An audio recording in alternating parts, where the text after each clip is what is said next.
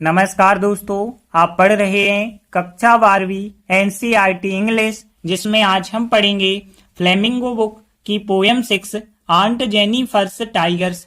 सबसे पहले हम इस पोयम को अच्छे से समझेंगे कि इस पोयम में क्या क्या बताया गया है। उसके बाद दो इम्पोर्टेंट क्वेश्चन करेंगे। पहला इम्पोर्टेंट क्वेश्चन ये करेंगे और दूसरा इम्पोर्टेंट क्वेश्चन ये करेंगे, तो ध्यान से समझना।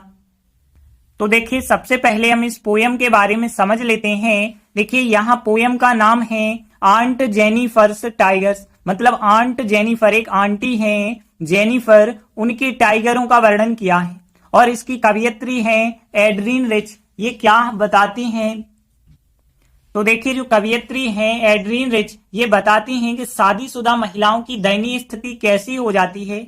इसको आंट जेनिफर के द्वारा वर्णन करती हैं। तो देखिए, आंट जेनिफर के बारे में हम आपको बता देते हैं कि यह एक वृद्ध महिला हैं और इतनी वृद्ध हो चुकी हैं कि उम्र का असर उन पे साफ दिखाई देता है। जो आंट जेनिफर हैं, उनके पति अंध राष्ट्रवादी हैं, हमेशा उनको सताते रहते हैं, उनका उत्पीड़न करते रहते हैं। जो आंट जेनिफर हैं, जब से उनकी विवाह हुआ है तो वैवाहिक जीवन के दौरान उन्हें बहुत कठोर और कठिन कठिन अनुभव हुए हैं और अब वो कर्तव्य एवं जिम्मेदारियों में इतना दब गई हैं कि उन्हें सुख और आनंद मिल ही नहीं रहा है। और जो उनकी अंगुलियां हैं वो फड़फड़ा रही हैं। तो यहाँ पे जब वो कढ़ाई कर रही होती हैं तो कढ़ाई करते वक्त जो उनकी अंगुलियां हैं वो फड़फड़ा रही हैं और यहाँ तक कि सुई खींचना भी उन्हें मुश्किल हो गया है। जो कढ़ाई करने वाली सुई होती है ना, उन सुई को खींचना भी उन्हें मुश्किल हो गया है। और जो शादी की अंगूठी है वो भी अब आंट जेनिफर को एक भारी वजन लगने लगी है, क्योंकि शादी के बाद जो है उन्हें हमेशा दुख और कष्ट ही मिले हैं। उन्होंने कई अग्नि परीक्षाएं दी हैं लेकिन कभी उन्हें सुख नहीं मिला है। आंट जेनिफर अब क्या करती हैं, एक पेंटिंग बनाती हैं और ये पेंटिंग जो है एक पर्दे पे बनाती हैं। वो कढ़ाई करके पेंटिंग बनाती हैं और वो पेंटिंग है छलांग लगाते हुए टाइगरों की है, जो कि बहुत रमणीक यानी सुंदर लगते हैं और बहुत शौर्यपूर्ण भी लगते हैं। और जो टाइगर का चित्र है, ये चित्र उन्हें बनाया है पैनल पर। पैनल यानी पर्दा होता है, पर्दे पर बनाया है, कढ़ाई करके बनाया है। और ये चित्र इतना सुंदर है कि एकदम सचमुच जैसे टाइगर लगते हैं। और जो टाइगर हैं निर्भीक हैं, वहां पे बहुत सुंदर लग रहे हैं। टाइगर जंगल के स्वामी होते हैं और राजसी पद होता है, उनका सम्मान वाला पद होता है। यहाँ पे जो कवियत्री हैं एड्रीन रिच, ये हमें आंट जेनिफर और टाइगर का विरोध बताती हैं। तो यहाँ पे जो कवियत्री ने विरोध दर्शाया है कि कैसे आंट जेनिफर हमेशा दुख और कष्ट में रहती हैं, लेकिन जो टाइगर उन्हें बनाए हैं ये बहुत स्वतंत्र बनाए हैं, बहुत निर्भीक बनाए हैं। इनको किसी का डर नहीं है। आंट जेनिफर को अपने पति का डर है, वो अपने पति के अंडर में चलती हैं, लेकिन जो टाइगर हैं बहुत निर्भीक हैं और जो है उछल कूद रहे हैं, छलांगे लगा रहे हैं। तो इसके बारे में कवियत्री बता रही हैं। और जो है आंट जेनिफर को पति के नियंत्रण में रहना पड़ता है और कवि कहता है कि मरने के बाद ही उन्हें जो है आजादी मिलेगी, क्योंकि वो इतना ज्यादा जो है पति के नियंत्रण में है कि अब उन्हें आजादी नहीं मिल सकती, केवल मरने के बाद ही आजादी मिलेगी। तो इस प्रकार से पोयम में बताया गया है। तो देखिए, पहला क्वेश्चन है हाउ डू डेनिजन्स। डेनिजन्स का मतलब होता है निवासी, ध्यान रखना। एंड सिवलरिक, जो सिवलरिक होता है इसका मतलब है शौर्यपूर्ण। तो निवासी और शौर्यपूर्ण दो शब्द हैं, ये किस प्रकार से ऐड करते हैं यानी बढ़ाते हैं टू अवर अंडरस्टैंडिंग, यानी हमारी समझ को बढ़ाते हैं ऑफ द टाइगर्स एटीट्यूड। देखिए, एटीट्यूड का मतलब व्यवहार कह सकते हैं। जो टाइगरों का व्यवहार होता है, उस व्यवहार की समझ जो हमारी है वो समझ बढ़ जाती है इन दो शब्दों से, डेनिजन्स से और सिवलरिक से। वो किस प्रकार बढ़ती है? तो देखिए, क्वेश्चन क्या है कि टाइगर के व्यवहार के बारे में हमारी समझ को निवासी शब्द और सिवलरिक यानी शौर्यपूर्ण शब्द कैसे बढ़ाता है। तो देखिए, हमने आपको बताया था कि जो टाइगर होते हैं वो जंगल के निवासी होते हैं, उनका जो है खुद का एक इलाका होता है, वो बहुत शौर्यपूर्ण होते हैं, राजसी पद होता है, सम्मानजनक उनकी स्थिति होती है। तो यही सब बताया गया है। देखिए क्या क्या यहाँ पे बता रहे हैं कवि कि शिकार के सभी जानवरों की तरह शिकार करने वाले कोई भी जानवर हो, जैसे टाइगर है ऐसे बहुत सारे जानवर होते हैं।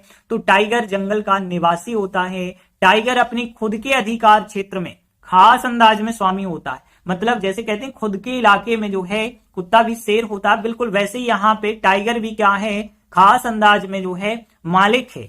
और उन्हें शौर्यपूर्ण इसलिए कहा गया है क्योंकि वो राजसी और सम्मानजनक स्थिति है उनकी। और ये राजसी और सम्मानजनक स्थिति क्यों है? क्योंकि वो जानवरों की दुनिया में कब्जा कर लेते हैं। तो देखिए यहाँ पे आंसर जो बताया गया है ये है, लेकिन इस आंसर को हम ट्रांसलेट के माध्यम से करेंगे। तो सबसे पहले हम देख लेते हैं कौन कौन से कठिन वर्ड हैं। देखिए सबसे पहले तो शिकार के लिए आपको पता होना चाहिए क्या कहते हैं, शिकार को प्रे कहा जाता है। तो पहला शब्द याद रखना प्रे, प्रे का मतलब है शिकार। और के लिए ऑफ कहते हैं। और आल यानी सभी, एनिमल्स यानी जानवर, आल एनिमल्स। और देखिए की तरह या के समान को लाइक कहा जाता है, तो लाइक हो जाएगा की तरह। टाइगर को टाइगर कहते हैं, जंगल को फॉरेस्ट कहते हैं, ध्यान रखना फॉरेस्ट। और ऑफ मतलब के होता है निवासी। देखिए निवासी के लिए क्वेश्चन में डेनिजन्स कहा गया है, तो डेनिजन्स लिखेंगे। फिर इसके बाद टाइगर को फिर टाइगर लिखेंगे। फिर आगे ध्यान देना अपने खुद के, देखिए अपने के लिए यदि टाइगर बहुवचन है तो दे समझ के डियर लिखा जाएगा। और खुद के यानी OWN होता है ऑन, तो OWN ऑन का मतलब खुद का। और अधिकार क्षेत्र को डोमेन कहा जाता है, ध्यान रखना। तो ऑन डोमेन यानी खुद का क्षेत्र, तो डोमेन का मतलब होता है अधिकार क्षेत्र। और फिर यहाँ पे खास अंदाज में ये वर्ड आप ध्यान रखना कैरेक्टरिस्टिकली, तो कैरेक्टरिस्टिकली ध्यान रखना, अच्छे से उच्चारण करना, कैरेक्टर हो जाएगा। फिर एस से टिकली हो जाएगा यानी खास अंदाज में। और मास्टर्स यानी होते हैं स्वामी, तो ध्यान रखना मास्टर का मतलब स्वामी होता है। यहाँ टाइगर बहुवचन में होंगे, इस वजह से मास्टर्स कर दिया जाएगा। फिर आगे देखिए उन्हें शौर्यपूर्ण कहा जाता है, उन्हें यानी दे हो जाएगा। और फिर शौर्यपूर्ण यानी सिवलरिक, क्वेश्चन में बताया गया है सिवलरिक। और कहा जाता है, देखिए कहा जाना को काल क्रिया कहते हैं। और काल का थर्ड फॉर्म होता है काल्ड, ध्यान रखना। तो काल्ड यानी कहा जाता है। और फिर यहाँ जो की यानी होता है विच, ये तो आपको पता होगा, विच यानी जो की। और फिर राजसी के लिए मजेस्टिक कहा जाता है, ध्यान रखना। और ऑनरेबल यानी सम्मानजनक, ऑनरेबल पोजीशन यानी स्थिति होती है। और संकेत देना इंडिकेट होता है, ध्यान रखना इंडिकेट यानी संकेत देना। ऑनरेबल यानी सम्मानजनक और पोजीशन यानी स्थिति। मजेस्टिक यानी राजसी, तो यहाँ पे मजेस्टिक यानी राजसी हो जाएगा। और ऑनरेबल यानी सम्मानजनक, पोजीशन यानी स्थिति हो जाएगी। और इंडिकेट करना यानी संकेत देना।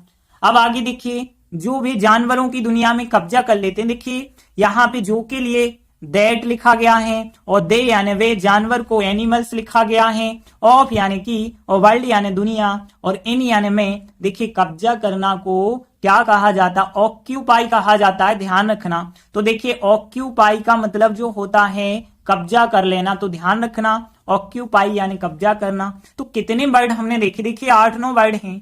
एक तो प्रे हो गया शिकार के लिए, और ऑन डोमेन यानी अधिकार क्षेत्र हो गया, कैरेक्टरिस्टिकली यानी खास अंदाज में, कार्ड यानी कहा जाता है, और मजेस्टिक यानी कि राजसी होता है, और ऑनरेबल पोजीशन यानी सम्मानजनक स्थिति, और ऑक्यूपाई यानी कब्जा करना। तो देखिए ज्यादा कठिन मीनिंग तो बिल्कुल भी नहीं आए, बाकी सब आपको पता होंगी।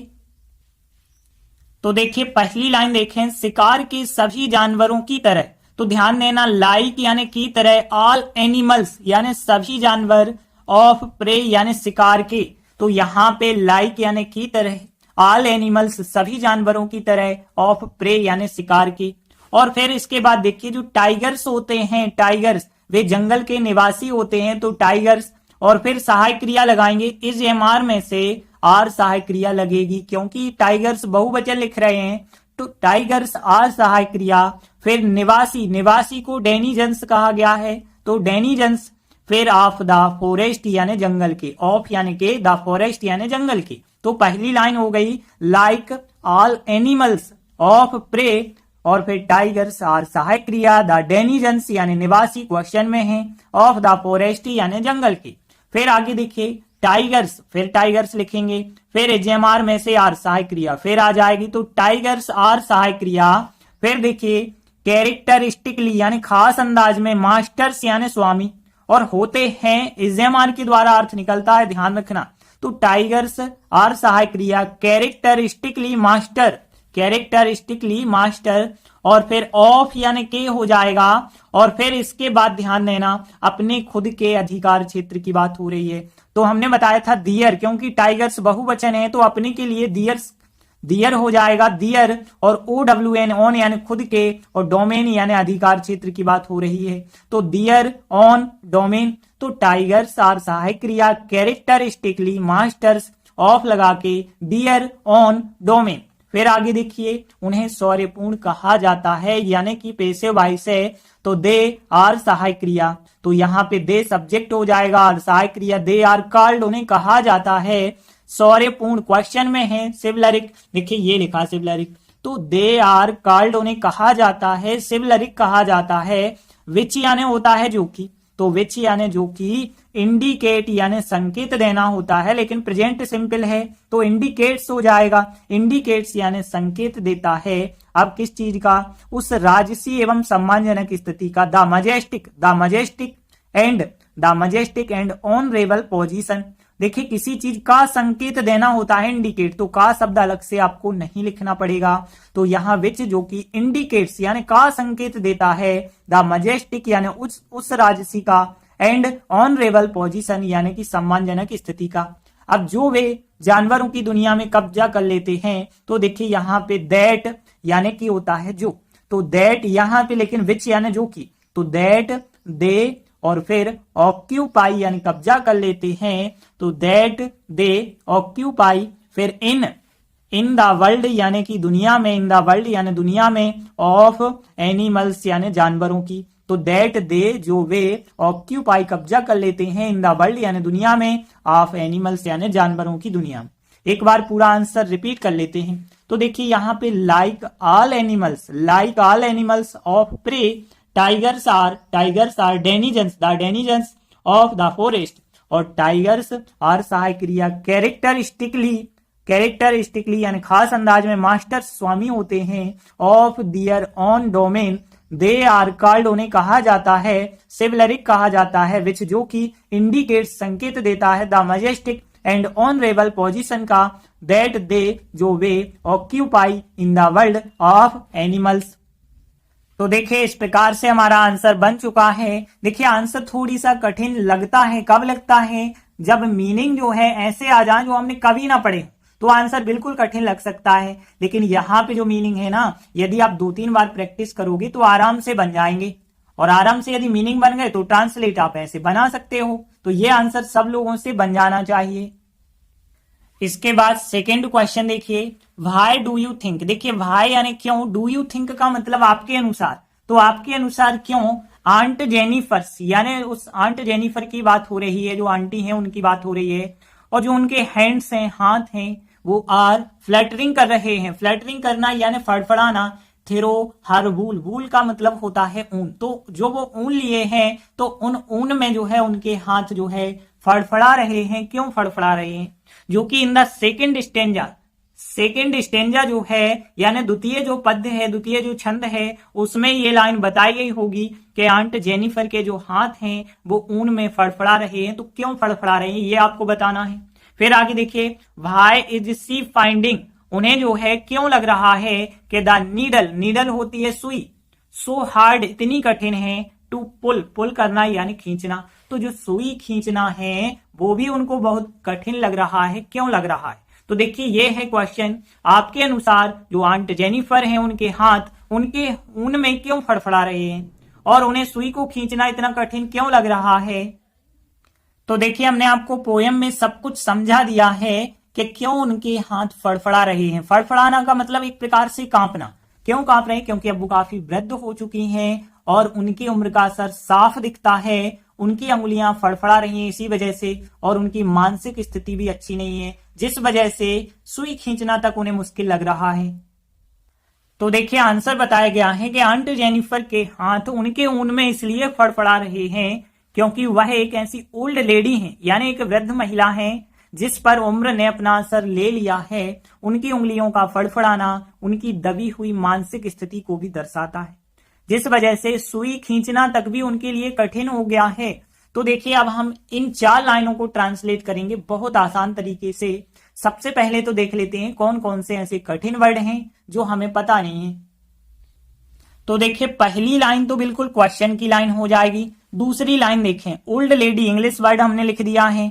एक ऐसी ओल्ड लेडी है, देखिए ऐसी के लिए कोई वर्ड नहीं लिखेंगे क्योंकि आगे बता रहे हैं उसके बारे में। तो एन आर्टिकल लगाएंगे एक के लिए क्योंकि स्वर से उच्चारण है। तो एन ओल्ड लेडी, एक ऐसी ओल्ड लेडी है जिस पर, देखिए जिस पर के लिए लिखा जाएगा ऑन होम। देखिए ऑन का मतलब होता है पर, और होम यानी जिस पर, तो ऑन होम यानी जिस पर। उम्र को एज कहते हैं, एज यानी उम्र होती है। और फिर अपना असर, देखिए असर के लिए यहां पे लिखा गया है टोल, ध्यान रखना। तो टोल का मतलब होता है असर, लेकिन अपना, देखिए उम्र का अपना, देखिए उम्र इसी में तो होती नहीं है, इट मान के चलिए, तो यहां पे अपना के लिए इट्स लिखा जाएगा। तो इट्स टोल यानी अपना असर।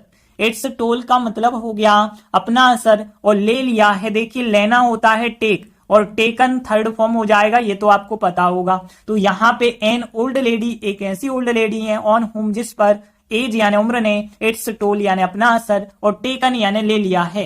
फिर आगे देखेंगे उनकी अंगुलियां, यानी कि उनकी का मतलब है आंट जेनिफर की बात हो रही है तो हर कहेंगे, और फिंगर्स यानी अंगुलियां। और फड़फड़ाना, फ्लैटरिंग क्वेश्चन में कहा गया है, फ्लैटरिंग का मतलब होता है फड़फड़ाना या कांपना। फिर आगे देखिए यहाँ उनकी, उनकी का मतलब हो जाएगा हर, तो हर यानी उनकी, और दबी हुई। अब देखिए दबी हुई के लिए जो वर्ड लिखा गया है वो ऑप्रेस्ड लिखा गया है, ध्यान रखना। तो ऑप्रेस्ड यानी दबी हुई। और फिर मेंटल यानी कि होती है मानसिक, और कंडीशन यानी स्थिति। और फिर दर्शाना, देखिए दर्शाना को यहां पे कहा गया है सिग्निफाई, तो ध्यान रखना सिग्निफाई का मतलब होता है दर्शाना। तो एफ वाई होता है, लेकिन जब हम आई ई एस लगाते हैं तो वाई हटा के लगाते हैं, ध्यान रखना। तो सिग्निफाई यानी दर्शाना, आल्सो यानी भी होता है, तो आल्सो सिग्निफाई यानी भी दर्शाना हो गया। और फिर आगे देखिए विच यानी जो की, सुई के लिए क्या कहा गया है, नीडल, नीडल यानी होती है सुई। और खींचना, देखिए खींचना को पुल कहा गया है। तक भी के लिए ध्यान रखना, तक भी के लिए इवन कहा गया है, तो ध्यान रखना इवन यानी तक भी। इवन पुल का मतलब है कि खींचना तक भी, ध्यान रखना इवन पुल का मतलब है खींचना तक भी। और उनके लिए, उनके लिए यानी आंट जेनिफर की बात हो रही है, तो यहाँ पे फॉर हर यानी उनके लिए, और इससे कठिन बना देता है, तो इसे मतलब इट हो जाएगा डिफिकल्ट यानी कठिन, और मेक यानी होता है बनाना, तो मेक हो गया बनाना। देखिए ज्यादा कठिन बिल्कुल वर्ड नहीं है। इवन पुल, इवन पुल का मतलब है खींचना तक भी। विच यानी जो की होता है, ऑप्रेस्ड यानी कि दबी हुई। मेंटल कंडीशन आपको पता है। सिग्निफाई यानी दर्शाना होता है, आल्सो सिग्निफाई यानी भी दर्शाता है। और फिर यहाँ पे टेकन ले लिया है, इट्स टोल अपना असर। एज उम्र को कहते हैं, ऑन होम यानी जिस पर। एन ओल्ड लेडी, एक ऐसी ओल्ड लेडी है। तो देखिए पहली लाइन क्वेश्चन की हो जाएगी, यहां से देखिए aunt Jennifer's hands are fluttering through her wool, ये लाइन यहां से यहां तक आपको लिखनी है, तो पहली लाइन हो गई। फिर आगे देखिए यहाँ पे बिकॉज और लिख देना है क्योंकि के लिए। तो पहली लाइन क्वेश्चन की, फिर बिकॉज लिखा। फिर आगे देखिए वह एक ऐसी ओल्ड लेडी है, वह यानी सी कहेंगे, इज सहायक क्रिया, सी इज यानी वह है। एन ओल्ड लेडी, एक ऐसी ओल्ड लेडी है। ऑन होम यानी जिस पर, ऑन होम यानी जिस पर जो एज है, उम्र है, उसने अपना असर ले लिया है। तो एज के बाद देखिए असर ले लिया है, परफेक्ट टेंस है, और परफेक्ट टेंस में हैज हैव सहायक क्रिया लगा के थर्ड फॉर्म। तो एज के हिसाब से हैज सहायक क्रिया लगाएंगे, तो एज हैज टेकन ले लिया है, और इट्स टोल यानी अपना असर। तो सी इज यानी वह है। एन ओल्ड लेडी, एक ऐसी ओल्ड लेडी है। ऑन होम यानी जिस पर, एज यानी उम्र ने, और हैज टेकन ले लिया है, इट्स टोल यानी अपना असर ले लिया है। फिर आगे देखिए उनकी अंगुलियों का फड़फड़ाना यानी फ्लैटरिंग, फ्लैटरिंग यानी कि होता है फड़फड़ाना, ऑफ यानी का, और फिर हर यानी उनकी, फिंगर्स यानी उंगलियां होती हैं। तो यहां पे हम लिखेंगे कि फ्लैटरिंग ऑफ हर फिंगर्स, पूरा वर्ड लिखेंगे, लेकिन ध्यान रखना बीच में का लिखा है तो उल्टा करके कि फ्लैटरिंग, द फ्लैटरिंग ऑफ, और फिर हर फिंगर्स हो जाएगा। और ये क्या करता है, आल्सो सिग्निफाइज, आल्सो यानी भी, और सिग्निफाइज यानी दर्शाना, प्रेजेंट सिंपल है, हमने बताया था, ऐसे लगाएंगे सिग्निफाइज। तो यहां पे the fluttering of her fingers also signifies. और फिर देखिए उनकी दबी हुई मानसिक स्थिति यानी कि हर यानी उनकी हो जाएगा, ऑप्रेस्ड यानी दबी हुई, मेंटल कंडीशन यानी मानसिक स्थिति। तो देखिए यहां पे सबसे पहले the fluttering of her fingers also signifies, और हर यानी उनकी, ऑप्रेस्ड यानी दबी हुई, मेंटल कंडीशन यानी मानसिक स्थिति को। फिर आगे देखिए विच यानी जो की, विच यानी जो की होता है, विच जो की, मेक्स यानी बना देता है, ध्यान देना, विच यानी जो की, मेक्स यानी बना देता है, और फिर इट यानी इसे, डिफिकल्ट यानी कठिन, इट डिफिकल्ट इसे कठिन बना देता है, फॉर हर उनके लिए, उनके लिए यानी आंट जेनिफर के लिए। तो यहां पे फॉर हर उनके लिए, और देखिए यहां पे सुई खींचना तक भी, तो यहां पे खींचना तक भी के लिए हमने बताया था इवन पुल, लेकिन यहां पे टू लगा के, क्योंकि दूसरी क्रिया लिख रहे हैं ना, पहली क्रिया तो मिक्स लिख दी, दूसरी क्रिया टू लगा के, तो टू इवन पुल हो जाएगा, टू इवन पुल, और फिर सुई को नीडल कहते हैं तो द नीडल हो जाएगा। तो विच यानी जो कि, मिक्स बना देता है, इट डिफिकल्ट इसे कठिन बना देता है, फॉर हर यानी उनके लिए, और फिर टू लगा के इवन पुल, और फिर द नीडल यानी सुई। एक बार पूरा आंसर हम रिपीट कर लेते हैं। देखिए पहली लाइन क्वेश्चन की है कि aunt Jennifer's hands are fluttering through her wool, फिर बिकॉज लिखा क्योंकि, और फिर she is an old lady on whom, जिस पर एज उम्र ने, हैज टेकन ले लिया है, इट्स टोल अपना असर ले लिया है, the fluttering of her fingers also signifies her oppressed mental condition, और फिर विच यानी जो कि, मिक्स बना देता, इट डिफिकल्ट इसे कठिन बना देता है, फॉर हर उनके लिए, और फिर टू लगा के इवन पुल द नीडल। तो देखिए इस प्रकार से हमारा आंसर बन जाएगा। तो देखिए ये आंसर तो उससे ज्यादा आसान है, क्योंकि इसमें ज्यादा कठिन वर्ड नहीं आए हैं। तो जब कठिन वर्ड आते हैं तो थोड़ी डिफिकल्ट लगता है, सरल वर्ड होते हैं तो बहुत आसान लगता है। तो ये आंसर सब लोगों से आसानी से बन जाएगा। तो आज हमने 2 इंपॉर्टेंट क्वेश्चन समझे, बाकी बचे क्वेश्चन आगे के वीडियो में करेंगे। तब तक के लिए धन्यवाद।